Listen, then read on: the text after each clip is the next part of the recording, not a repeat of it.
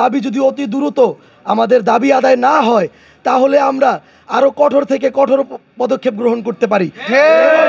এই কঠোর পদক্ষেপ হতে পারে মহাসড়ক অবরোধের মতো পদক্ষেপ, এবং আমরা এই মহাসড়ক অবরোধ যেদিন করব সেদিন থেকে আমরা আর মহাসড়ক থেকে উঠবো না। আমি বলে দিচ্ছি, এই মহাসড়ক অবরোধ করার আগে, আমাদেরকে বিশৃঙ্খলা সৃষ্টি করার আগে আপনারা অতি দ্রুত আমাদের দাবি মেনে নেন।